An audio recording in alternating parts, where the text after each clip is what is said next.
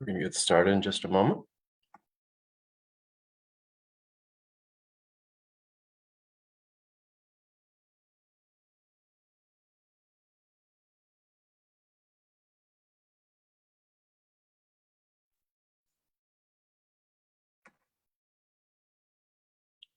Good evening, everyone.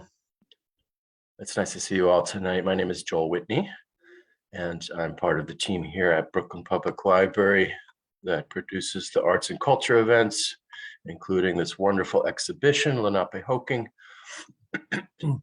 It's a pleasure to welcome you to this unique discussion co-presented by BPL and the Lenape Center. As part of this exhibition, which sadly is running its course, at least this time around, we're going to hear shortly from the Lenape Center's Curtis Zuniga and Brooklyn-based herbalist Liz Nevis, who will discuss plants used in traditional healing practices of the Lenape people. They'll discuss the use of medicinal plants in both a historical and modern context, including ceremonies, wild crafting practices, and making medicine with plants that grow throughout New York City, Lenapehoking. And I'll just underline one more time how honored we are to be presenting this in partnership with the Lenape Center, who's Joe Baker curated, took the lead in curating a lot of, if not all of the programs that you'll see. As it winds down, we're going to put a link for you to see all the archival videos and the record of this exhibition. We'll put that in the chat for you. Before I introduce Liz and Curtis more formally, I just want to turn it over to my colleague Acacia Thompson, who is the Greenpoint branch's environmental justice coordinator, who's going to talk a little bit about this important branch that has hosted this exhibition. Hi, good evening, everyone. Like Joel said, my name is Acacia Thompson. I am the environmental justice coordinator here at the Greenpoint Library and Environmental Education Center. Our library was made possible by the result of monies won by the community against ExxonMobil, who was culpable for the third largest oil spill in American history right here in Greenpoint, Brooklyn. So here at the library, we feel fortunate to be the host of the host location for this important exhibit, Lenapehoking. It has been a pleasure building a relationship with the Lenape Center, as well as inspiring to see the reaction and interest from the public, and finally having the opportunity to physically view and engage with these important objects and learn about Lenape culture and history. At the Greenpoint Library, we offer environmental author talks, programs, and workshops. And recently we grew medicinal plants and offered herbalism workshops. So therefore, I am eager to learn more about local plants and the Lenape cultural use of plants from Liz and Curtis tonight. So thank you. Joel?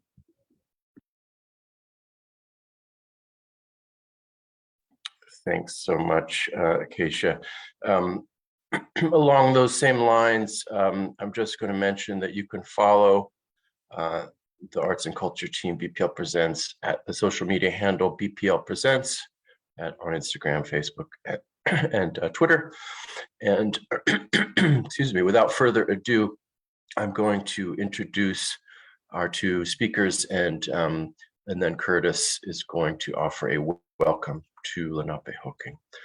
Liz Nevis is an herbal educator, dream guide, meditation instructor, and author of Northeast Medicinal Plants, Identify, Harvest, and Use 111 Wild Herbs for Health and Wellness from Timber Press. For over 12 years, she has shared her knowledge of herbal self-care and medicine making with city dwellers. She leads an online and in-person herbalism course and plant walks in Prospect Park, Brooklyn, through her educational platform, Gathering Ground. And Curtis Zuniga, it's an honor to welcome him back. He's a co-founder and co-director of the Lenape Center based in New York City, which promotes the history and culture of the Lenape people, also known as Delaware Indians, through the arts, humanities, social identity, and environmental activism. His multimedia experience includes writing, producing, directing, acting, narrating, and composing, performing traditional music. Zuniga is an accomplished public speaker, workshop facilitator, and panel moderator. He is known throughout Indian country as a master of ceremonies at cultural performances and events, and it is a pleasure to welcome him back as he welcomes all of us. Thanks, Curtis. Nululundum Eli Paek Chacheli kekukuski kanemanan yulitali. Wani Lenape wikatatit. Brooklyn Lomwe. I said some words in the Lenape language as a greeting. And essentially I said, we're very glad that you all are here, that you came to this event. It's being held in Brooklyn, where we lived a long time ago.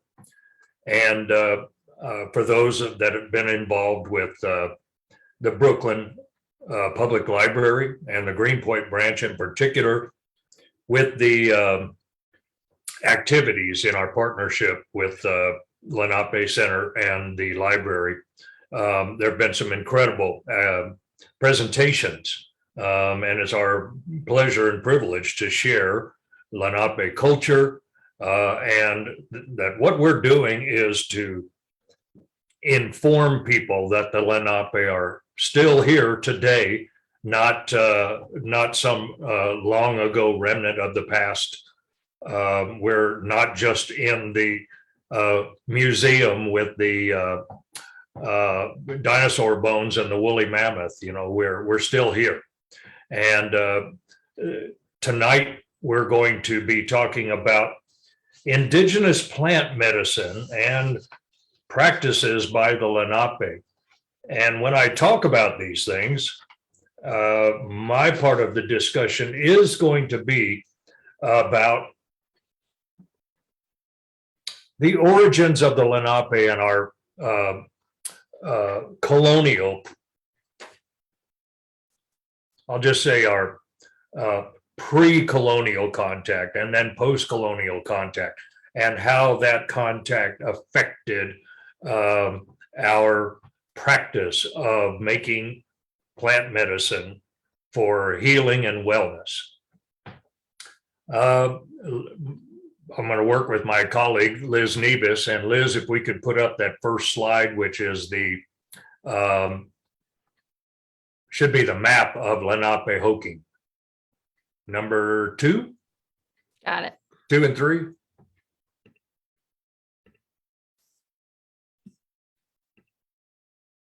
There we go. Well, as you can see, the map on the right, the shaded area represents the original Lenapehoking.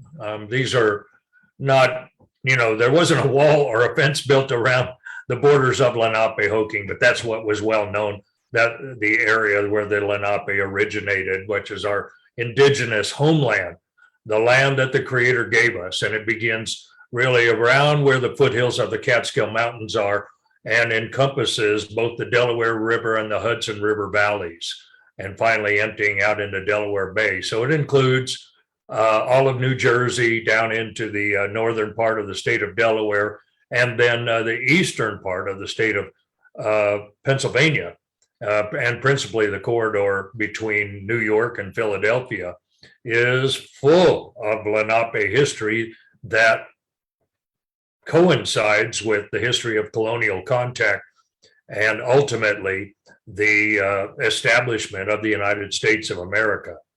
So you get an idea physically where our homeland was. Now, we had a lifestyle which I call holistic, because we viewed the land upon which we resided. It wasn't owned by us. The land was a sacred gift from the Creator. It was to be honored and revered as a living spirit. And our belief is that we were given a language and a culture and traditional knowledge on how to live with the earth and to take from the earth plants that provide food, medicine, and not just that, but plants for making textiles, rope, hemp hemp rope has been used for thousands of years. So the idea of being connected with the earth in a holistic fashion meant that we lived with the earth and its seasons. In our way of thinking, time is in a circle, not on a linear pattern. And therefore, we follow the circle or the cycle of the seasons. And these cycles then would dictate certain activities. All the while, the Lenape people knew that their connection with what we call Mother Earth, how appropriate, because tomorrow is supposed to be Earth Day, to remind us once again that we're connected with something far greater and far more powerful and far more life-giving than any individual. Again, it is a living spirit, and we gave names of familial attachment, referring to the mountains and the rocks that may seem like inanimate objects, and yet we call them Mahunsana, the grandfathers, the ancient ones that have that ancient spirit, ancient memory. We refer to all things water and a female orientation, because water and even the tides are related to phases of the moon. And with that, then, phases of the moon affects the flow of water, and by giving it that female orientation, to refer to the waters as in a woman or a female spirit, we recognize and honor that women, the life givers, have water inside them, and their bodies react to phases of the moon. And those phases also affect their body as they grow and mature, and how their bodies react to that. So it's all a holistic lifestyle. We're in the spring season. Spring is really the new year. It's not January 1st on the Gregorian calendar. It's springtime represents the new year. And thus it's a time of the season for activities such as taking the seeds that had been gathered earlier and stored and brought about and planted for spring crops. And we see trees and plants beginning to blossom, to grow. And we know how to identify and use those for various purposes, again, for both medicinal and culinary purposes, herbs too. And therefore, we develop a preparation in ceremonial way, setting an intention. The men would till the fields when it came time to plant. But then it was turned over to the women because they have the life-giving, nurturing powers. And therefore, all work was setting an intention in the planting and the nurturing of seeds to come from the earth. And that intention is, it is for healing and wellness. And so we have songs and ceremonies that the women would engage in before they ever went out and put a seed in the ground. And then also knowledge, traditional knowledge of planting for food crops. Of course, there's the three sisters, corn, beans, and squash, that they learned a method of planting them together so that they would support each other in their growth. And therefore, great stories came about the three sisters. And And again, in setting the intention in the planting phase, the idea was to bring about wellness, but also these became a sacred space for healing, for tranquility, and later, during the course of that cycle through the year, a sacred space for celebration, giving thanks for the gift. We also had ceremonial medicines, the big four, which are still used today. I used them as recently in a ceremony in Pennsylvania last week. Tobacco, cedar, sweetgrass, and sage. They were used in ceremonies, and the consumption could be in other ways than merely just in tinctures or balms or salves or infusions. Sometimes burning and smoking them were used in a ceremonial way for healing and for protection. All of this is, it's kind of like in preparing these medicines and administering them, whether they are ceremonially or in a medicinal way, that intention of making it to where it is to heal and to bring wellness, it has a psychotherapeutic effect. And it's one that our culture believed in strongly, and it produced the results. They produced the therapeutic results. And it took thousands of years to understand what these plants are, what their powers are. Some of it was divinely inspired. Some of it was by trial and error. But it became a lifestyle that all generations engaged in. And also medicines then could be used to provide for good health.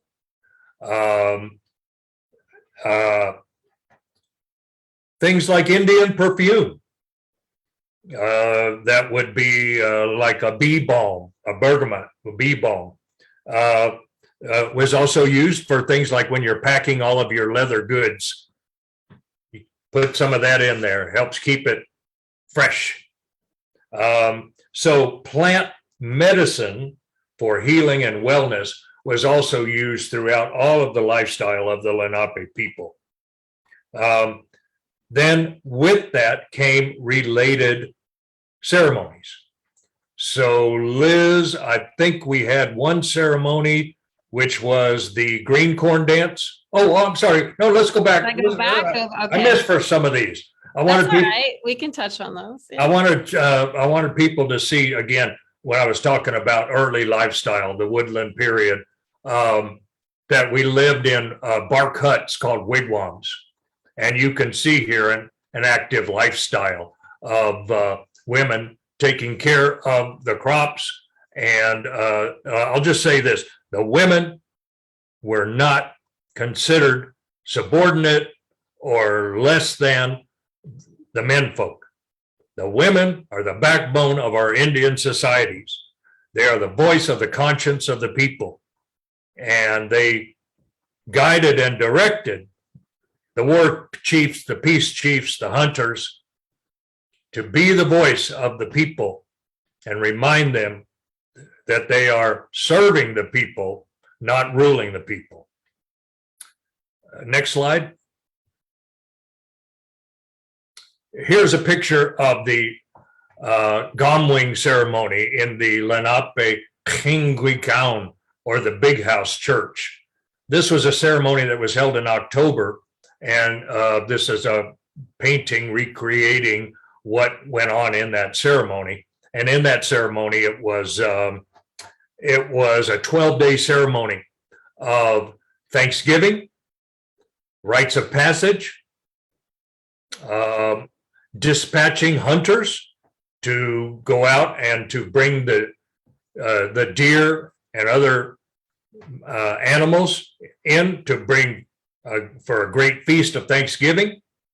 The carved face in black and red on that center post and throughout the big house is the face of Misingwa, the guardian spirit of the game animals. Next slide, please. Another form of ritualistic practice for healing was Pimawakan, the sweat lodge.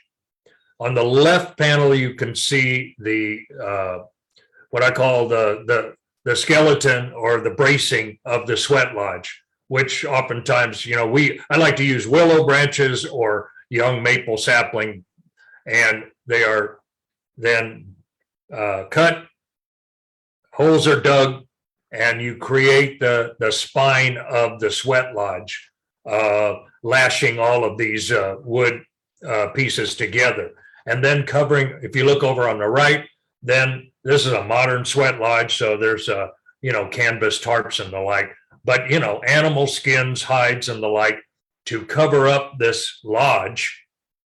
And then by making a fire and setting rocks inside that fire, these rocks get cooked really hot. We call it cooking the rocks, right? And at a certain point, when those rocks are ready, when they're glowing white hot, it's time to enter the lodge. There's a hole that's dug into the ground, and these rocks are lifted out of the fire, put into that hole in the center of the lodge. Everyone crawls in there and sitting in a circle around that center pit with those rocks. Then we pull the top down. It's completely dark. And then we pour water on top of those rocks that create steam. And it's like a sauna. It's a steam bath. It's meant to create, get your body to sweat out any of the toxins. But with the songs and the prayers that go with that ceremony and the ritualistic part of engaging in that ceremony, it's also for spiritual cleansing and strengthening, because you set the intention once again for healing and wellness. It's like you return to the womb of Mother Earth. It's dark, it's moist, it's a sacred space once again. So these are traditional practices that the Lenape engaged in hundreds of years ago, and we still do it today. Next slide, please. Before we move on, could I ask you which herbs that you would bring into the lodge? In this case, it would be mainly sage. We bring in sage, like big sticks of sage in water. So when we're drinking the water, we're drinking like a sage tea. And then also we drop sage on those rocks. Every rock that comes in, when they set that rock in that hole, we're going to firemen on the outside will lift up the rock with a shovel or a pitchfork, bring it in, drop it down in there, and then we put a little sage on top, blessing each of those rocks and setting that intention once again. The answer is women participate in the sweat lodge also. We did some of that last week in Pennsylvania, and they built 2 lodges. There's a lot of people that want to keep separate, the women in one lodge and the men in another.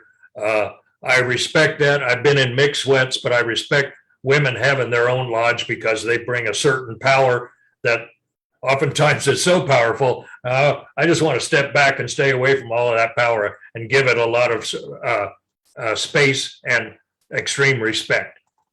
So now we'll go on to the next. That was tobacco, cedar, sage, and sweetgrass. All right, now I want to show you a picture of what might be a ceremonial dance during the summer season, and that is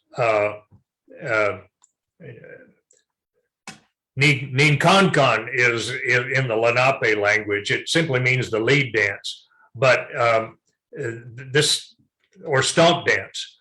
But we dance for the purpose. Yes, some of these songs we call for the rains to help out the crops. That's why it's called a green corn ceremonial.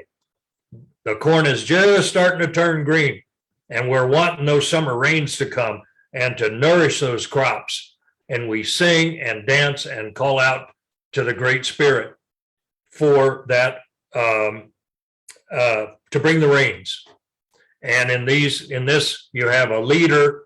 And if you'll look at many of the women, they're wearing around their legs, we use modern metal cans now. They used to use turtle shells, but they dance in unison and they create the rhythm of the song. But these things can go on all night long, and you have many different leaders. But the origins of this is very ceremonial, very religious in nature. And again, you might call it a rain dance because that's what it's about. It's meant to bring the rains, call out for the rains to come and nourish that green corn starting to come up, one of the basic food crops of the people. And not just the corn kernels, but every bit of it was used. Next slide. Another one, this would come, this has to do with malaks, or the bean vine. Malaksitkan is the bean dance. And here's a photograph from the Stockbridge-Muncie Reservation in Wisconsin back in 2015. And the guy on the far left in the yellow shirt shaking a rattle, that's me. And these songs, there's like about a dozen songs in the bean dance. And we make a fire, and then we dance around the fire, in this case, in kind of a single file, and it developed into a large group. But these songs are giving thanks to the bean vine, and Malaksikan is the bean dance. And so the movement by the leader emulates the bean vine growing and kind of stretching out and maybe wrapping itself around that corn stalk, trying to get up there and get that sunlight, and following the path of the sun throughout the day. So we still have ritualistic practices, dances, songs, and we practice this and we engage in these ceremonies for the same reason that the Lenape did 300, 400, 500, 900 years ago, for the very same reasons. And it's a blessing to have some of that traditional knowledge, and it brings us closer together because we give thanks in all ways to the Creator, the great mystery, for giving us our knowledge and our language and our practices. And that's what we're trying to do through the Brooklyn Public Library, is to share this knowledge and let you know that these things are still going on, so that you know that the Lenape, even at times when it was meant, it seems like we were being erased from history, but we're back and we are still here. And it's a pleasure and a privilege to be tonight to share this information with you. Now, let me see if I covered most of everything. Do I have any more slides, Liz? I can't remember. Nope. We're going to go to you now. So I'm looking at the clock, and I need to turn it over to Liz for a while. And then we'll have a time for some Q&A or conversation afterwards. I might have gone a little over, but I just wanted to give you the Lenape specifics to this, but we're still gathering plants, excuse me, and the person with an excellent knowledge of that is Liz Nevis.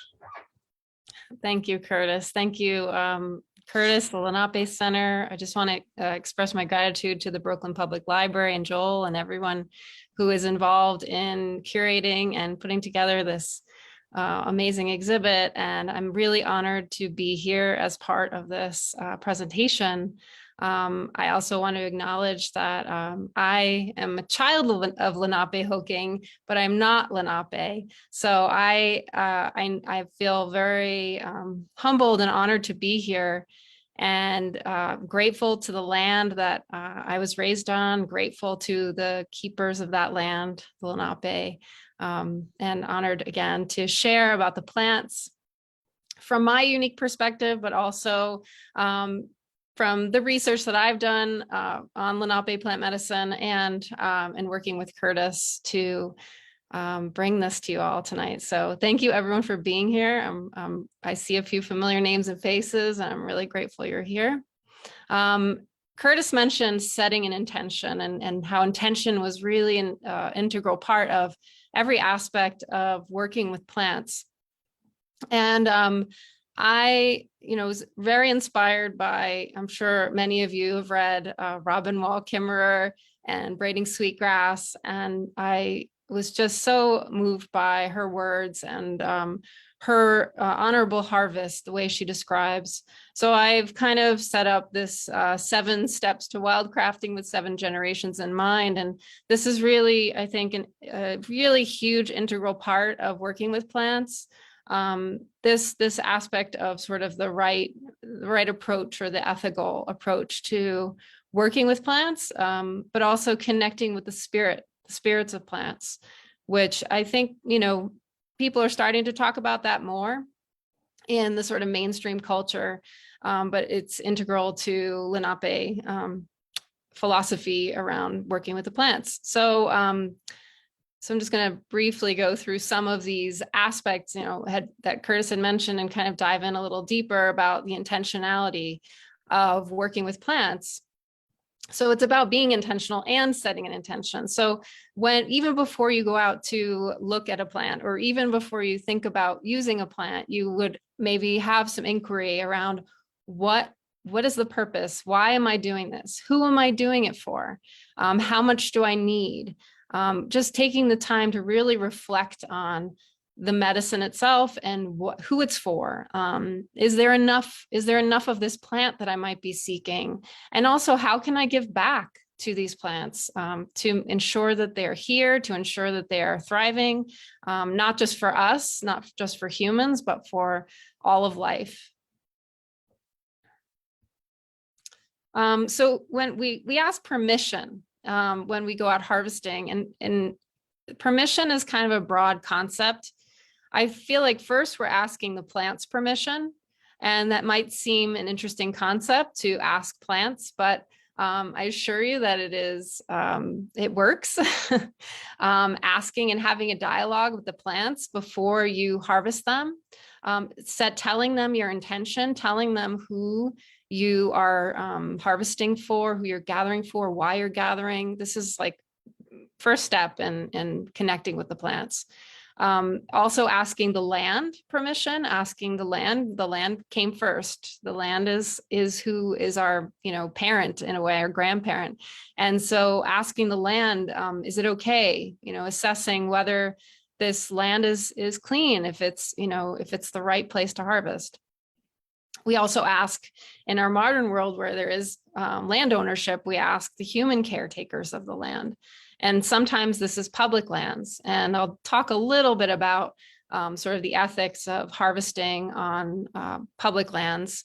We're also asking spirit, and if you're practicing this yourself, that could have different meanings. You might have a different word than spirit, but just asking a greater power. That's humbling and putting ourselves in, I think, the right place. We want to know the plants well. We want to know them really well. And this is something that I teach through my classes and on my walks, is that you before you even engage in considering harvesting or taking the plant as medicine, you really want to know the plant. And that means a few different things. One is, if you're going out to harvest, to have 3 specific identifying characteristics of that plant, so that you're not misidentifying it, so that you're not picking the wrong plant. Knowing whether there are poisonous lookalikes, knowing whether there are non-poisonous lookalikes, knowing which ones are the right plants to harvest and when. This is an important part of knowing.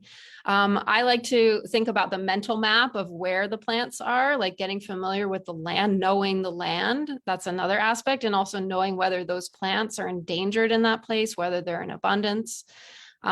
Dreaming is another way of knowing plants. So maybe you've dreamt of plants. Paying attention to that, because sometimes those plants come into our dreams because we need them. And we might not even need them physically, but we need to connect with the energy of that plant or the teachings of that plant. And then being familiar, meaning relating to the plant as if they are a friend or family member. Really getting into that space and that mindset of this is another fellow living being. And in fact, these plants are ancestors. These plants have been here long before we have. So they have a lot of knowledge and wisdom and power. And so knowing that before we go out to connect with them is really important. And then we offer thanks. And the traditional way is to offer tobacco. And in fact, so Gladys Tantaquidgeon, who was Mohegan, she documented a lot of the practices of the Lenape in using plants. And she shares about the way that you offer, specific way of offering tobacco to the plant that you are seeking. So, or compound of plants. So you seek out the plants, you offer prayer and you offer tobacco to the plants, and you don't harvest from the one you're offering to. You put the tobacco in a hole near the east side of the plant, and you share why you're harvesting. Just as I mentioned before, you share your intention. Who is this for? Why am I doing this? And then only after you've done this, then you harvest. Then you find the plants that look good, that are in the right place, that are on land that looks, healthy, and that's when you harvest. So I over prepare, and I have way too many slides here. I'm just sharing that ahead of time. I have a whole lot of plants to share with you, but as I mentioned earlier, I like to spend a lot of time with one plant at a time. So this first plant, and maybe Curtis can tell us a little bit about why sassafras is the symbol of the Lenape Center. And maybe Curtis, would you like to share the name also of this plant in Lenape? Yes, Weenok, and you kind of hear it. It's almost like a silent pronunciation of that W at the end of the word. Weenok. Sassafras is a healing medicine, typically administered in the form of an infusion, a tea, and you got to be careful not to take too much, because too much can work against you.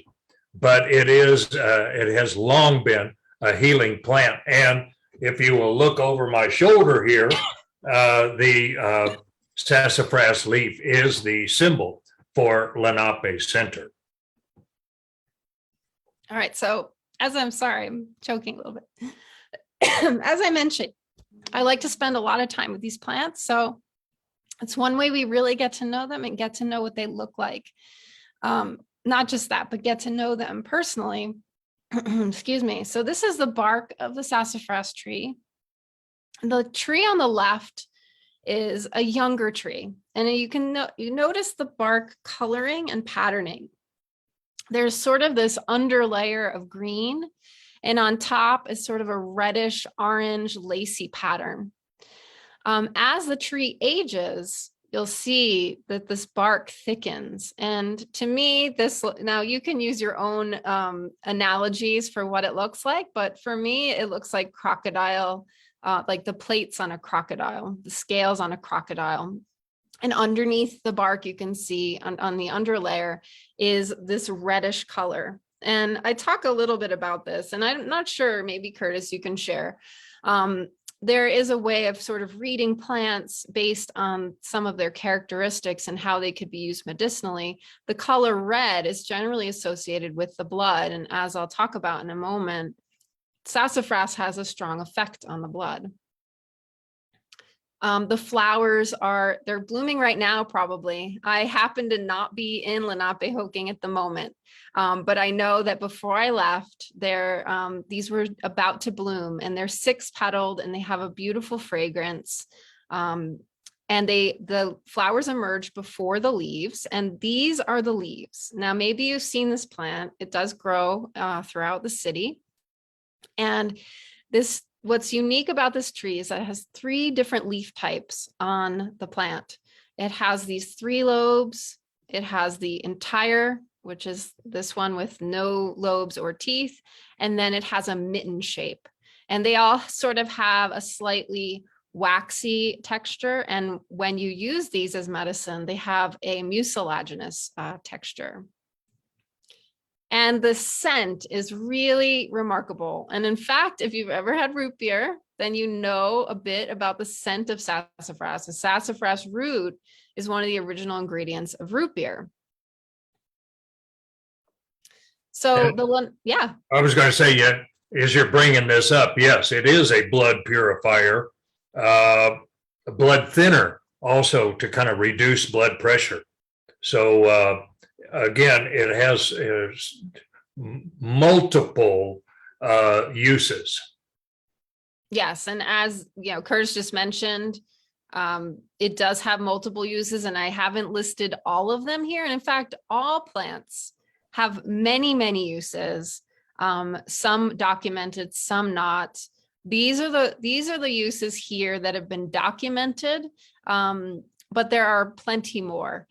The root bark, as Curtis mentioned, is a blood purifier. It's used as a spring tonic. This is the time of year that you would harvest the root.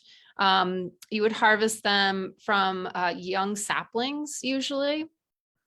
And it's also taken to cool the blood in case of fever, and especially fever and chills.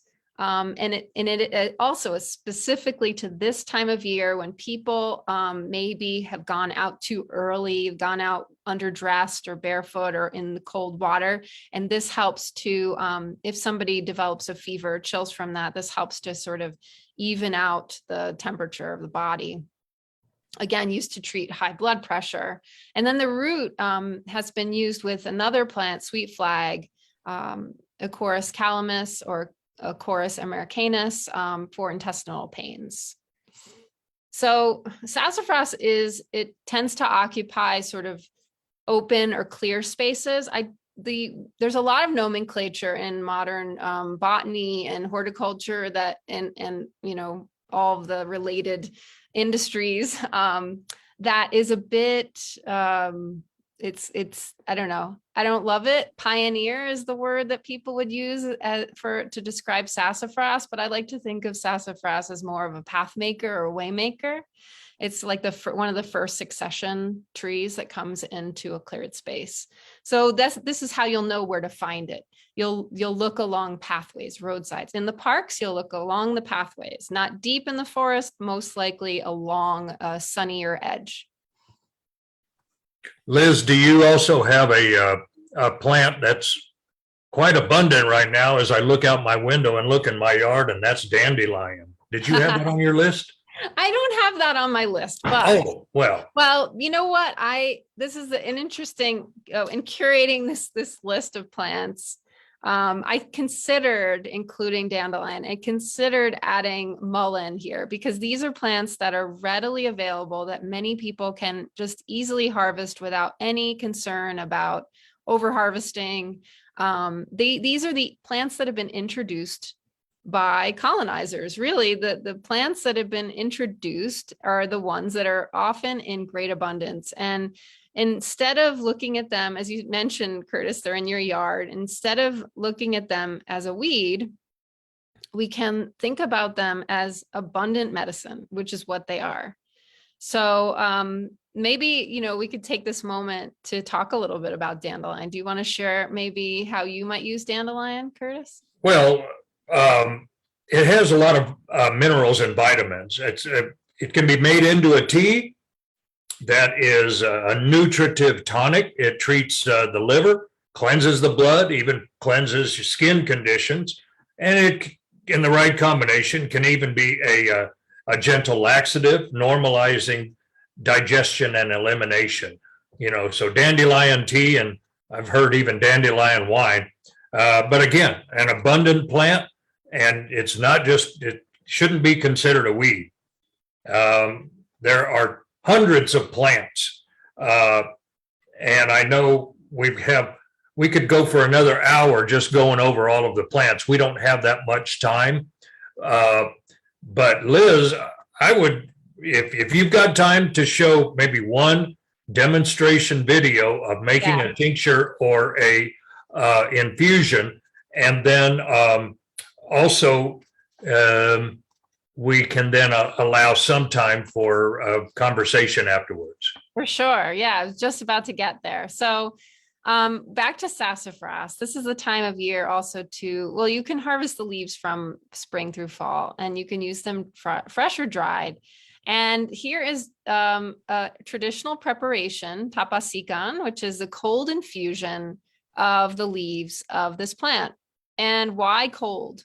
So this plant has mucilage, which I mentioned earlier, which is a slippery, slimy quality. Cold water tends to be the best way to extract that kind of medicine from the plant. There are other preparations, though. This is just one way to prepare this plant. And it's you can see how simple it is. I collected these leaves that had fallen from a sassafras tree. I generally from trees, especially in public places, because there is a legal and ethical issue about harvesting in public places. I gathered these leaves when they fell from the tree, and I dried them, and I made them into this tea. So, and again, it's like, this is an important aspect of knowing the plant, how to prepare the medicine and how to take the medicine. And this is just one example of that. So how are we doing for time? Should I stop the share? Do we have time for one more plant? I think so. One more? Okay, cool. And this is a plant. Well, so one more thing about sassafras. If you've ever had gumbo, you've probably had sassafras, because it is what thickens the stew. And that is in the Choctaw tradition originally. Okay, just a few cautions too. If you're taking blood thinning medication or blood clotting, because this is thinning to the blood, probably not a good idea to use sassafras. It shouldn't be used during pregnancy. And then there was a study done in the middle of last century that found that saffrole, one of the ingredients or components of this plant, caused, they studied it in rats, and they gave them these crazy high doses of saffrole, and it caused liver cancer in the rats. However, if you were to replicate the amount that was given to the rats in humans, it would be gallons in like one sitting of tea, like sassafras tea. So it's generally considered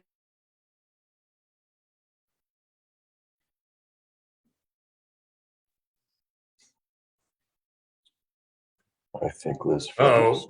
Oh, Liz, you're frozen.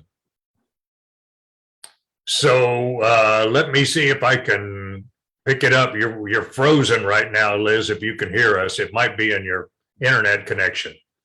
I think she was back for a second. okay. Yeah, I see my connection is unstable. Okay. Can you hear me at least? Yes. Yes. Okay, and you can see the screen? Yes. Yes. Okay. All right, we'll continue. So Curtis, do you want to share a little bit about this plant? Pephoquus, or Eastern Red Cedar. I harvested a bunch of that from a cedar tree here in Oklahoma, and took it with me for a big ceremony back in Pennsylvania last week. Cedar can be made into a tea. Among the Lenape, it's one of the most frequently used of the ceremonial medicines, in the sense that we burn it on hot coals and use that smoke, usually taking like I use an eagle feather, and I bring that smoke to envelop the body in a ceremonial fashion for spiritual cleansing.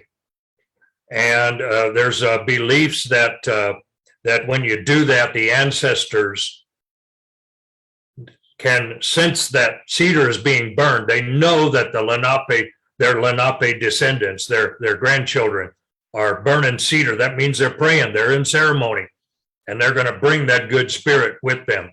So it's easily identifiable. It's plentiful, sometimes to the point of if you don't, it'll grow around Oklahoma. It'll grow so much it'll crowd out some of the other trees. but it has been a long-standing medicine, both for ceremonial purposes, but again, for teas, and again, easy to identify.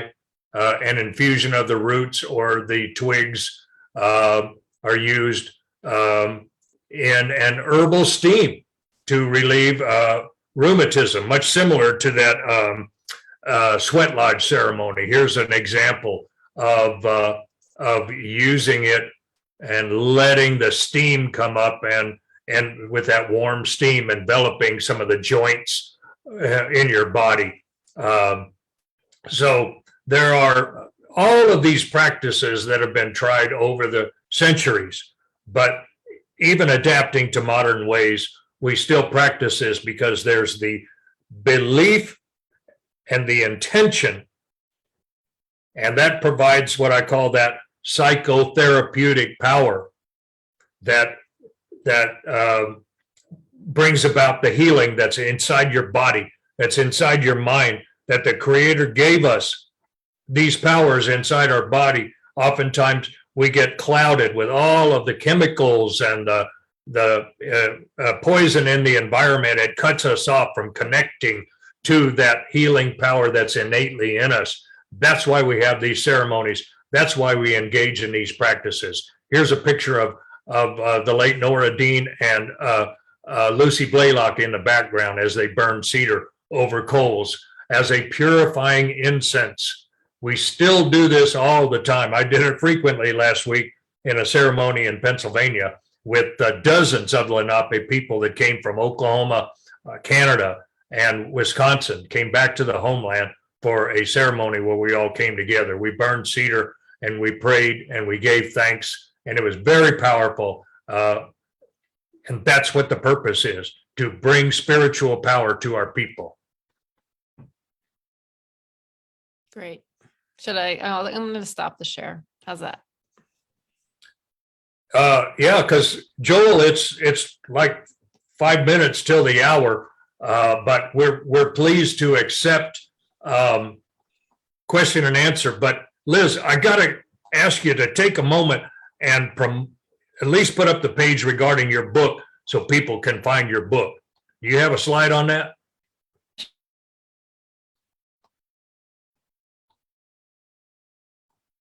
And now she's frozen.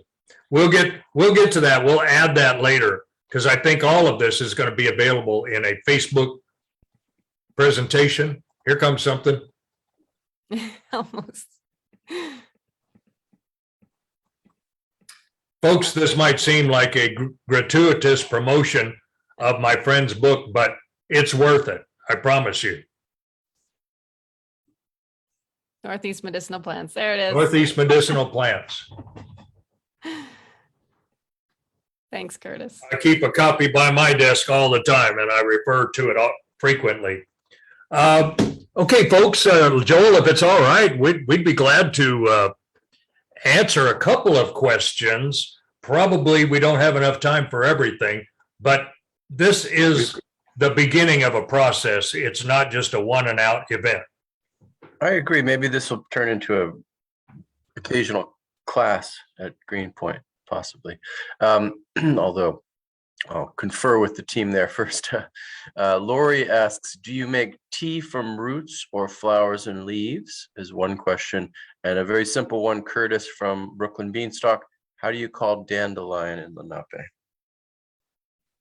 So the first question, it depends on the plant. So with the case of sassafras, generally it's the roots and the root bark and the leaves.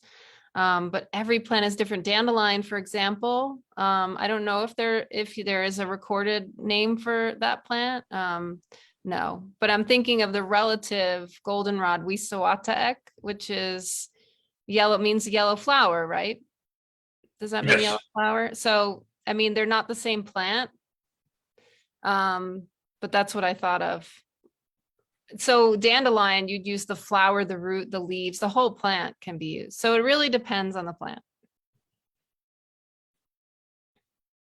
Yeah, Wisawataek is yellow flower, but that could also mean like goldenrod or any number So I'm afraid I don't have a direct Lenape word for dandelion. Louisa asks, I keep seeing red clover all over Queens. Any thoughts on this plant?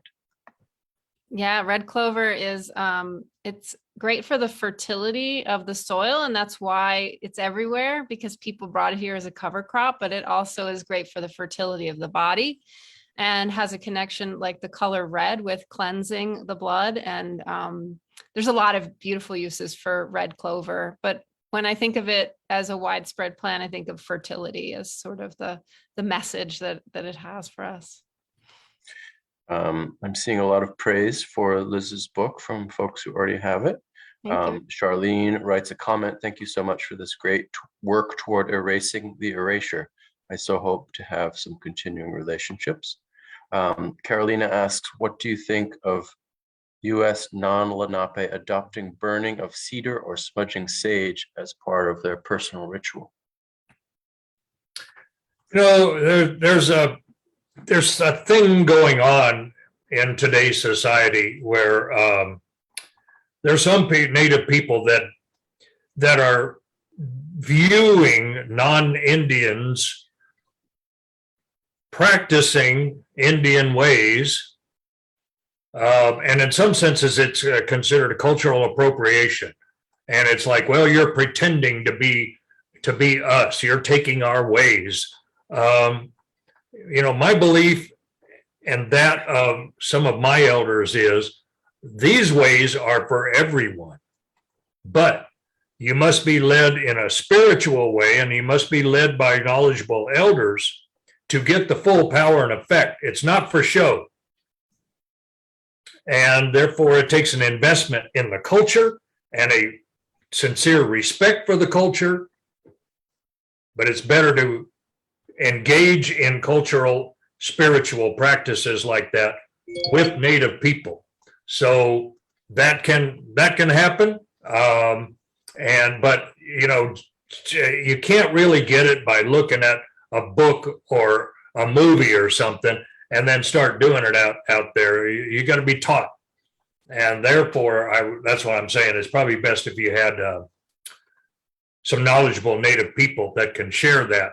But we've been victims of cultural appropriation for over 500 years.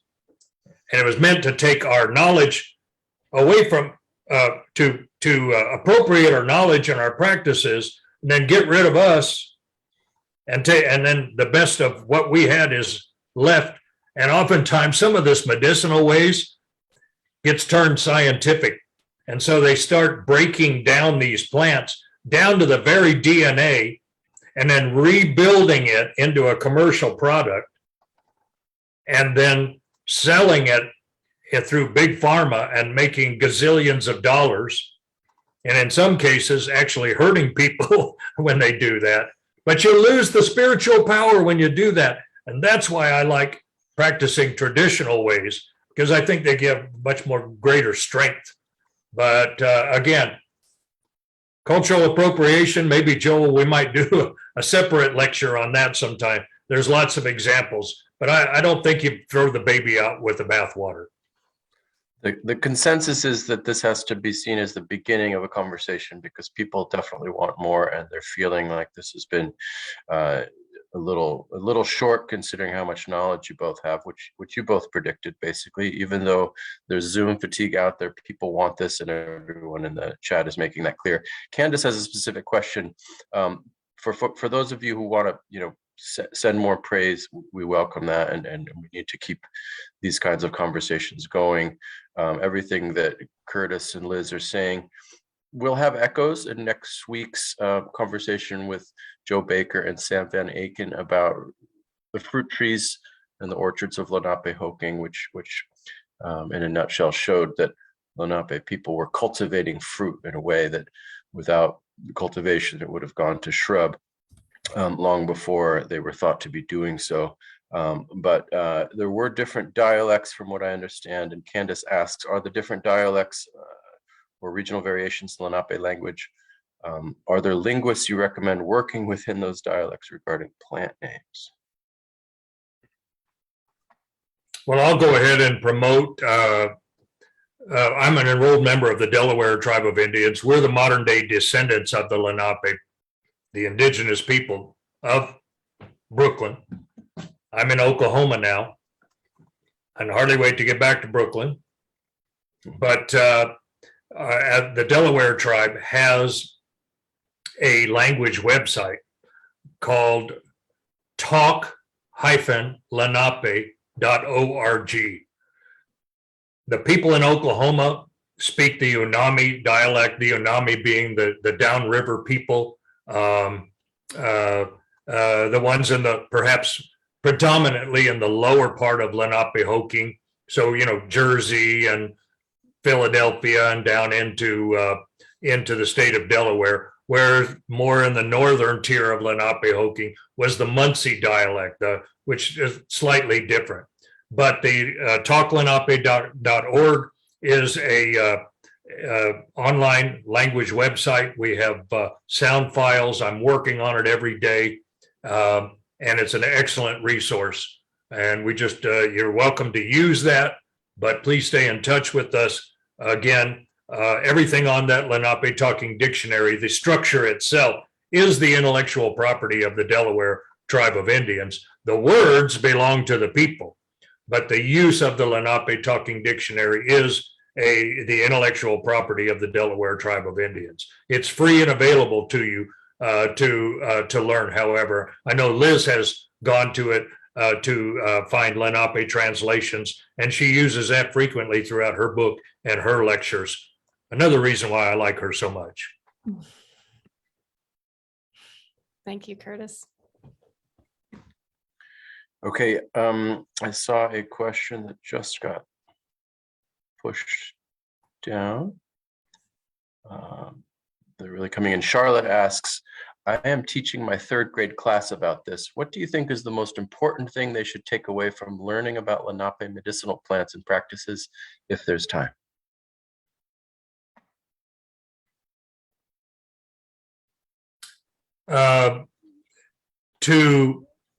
To understand the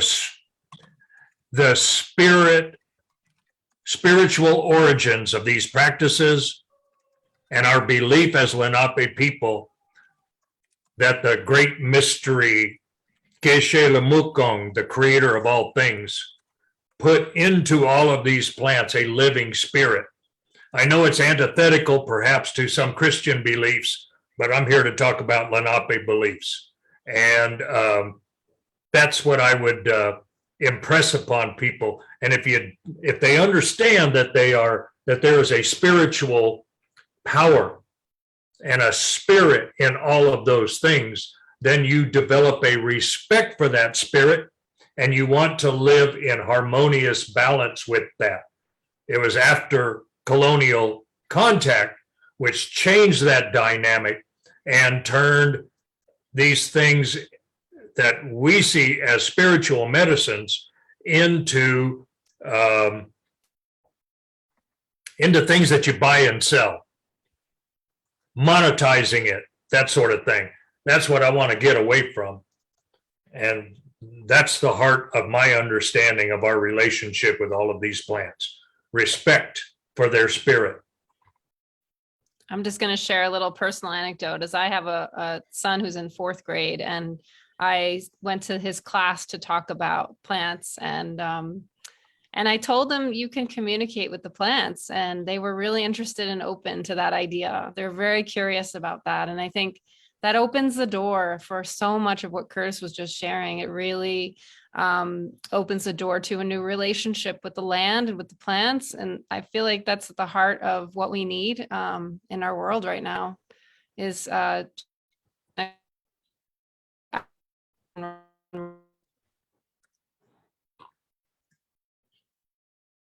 think she was basically finishing up what I was getting at too, that you can achieve that connection. And it's a good thing to share with young people to open up their minds also. And not just rote repetition of something in a textbook. Again, because I think a lot of the people that write textbook or that used to 100 years ago did not have the same kind of spiritual connection. Great. And Liz, are you back in audio? Yes, If not, I'm back. video? I'm Okay, back good. in audio. Yeah, I don't know where I.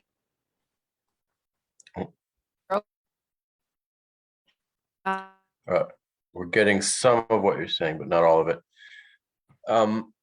Any final thoughts from you, Curtis and Liz? Joel, I just want to say there is so much information that we could not get it all into this particular presentation. I would suggest looking up Liz because she's in Brooklyn. She conducts plant walks. She has classes that help you identify and make medicines. There's a monthly class, so there's that. And then somebody asked about contacting Lenape Center. We are simply thelenapecenter.org. And I think that's embedded in some of your information, Joel. As I look through the list of all of the people who are participating in this class tonight, I just want to say on behalf of Lenape Center that we're ever so grateful that you tuned in. And I'm seeing positive comments. I'm pleased that we could bring this to you all. This is a lifestyle that I'm engaged in, and Liz too. It's not something that we just do on a Zoom call and then we forget about it. It's a daily lifestyle, and it is practice that has brought healing, a greater power of healing and wellness to me. Absolutely. Well, on that note, I'm going to thank Curtis and Liz for being here. Obviously, just to go by the chat, there's enormous interest in continuing this conversation and hearing about more of these plants and more of the beliefs and traditional knowledge surrounding these plants. So let's figure that out, Curtis and Liz, how to do a sequel, maybe with Greenpoint in person when we can all be together. You're getting, more thank yous and gratitude than I typically see in one of our events. So thank you so much for coming in with your knowledge, Curtis from Oklahoma. Liz, I think may have lost the connection. I'm back. But Liz is, Thank you. all right. Well, thank you both. And I'm getting feedback, I think from Liz. But thanks to the audience for being here. We couldn't do any of this without you. And somewhere up the thread, you'll find an archive of all of these Lenape talks at the bklynlibrary.org/Lenapehoking. And if you go to talks and events, you'll see things that are coming up, like the Orchards of Lenapehoking and the visual artist David Half will present next week. There it is. Thanks, Christy. And the videos and gallery link that Christy just posted is the archive, which is not quite up to date. We've got a few that have already happened that are not on there yet, but they will be, and that's going to be the record of these important conversations. Curtis, thanks again for being here. Liz, thanks so much, and have a beautiful night, everyone. Thank you.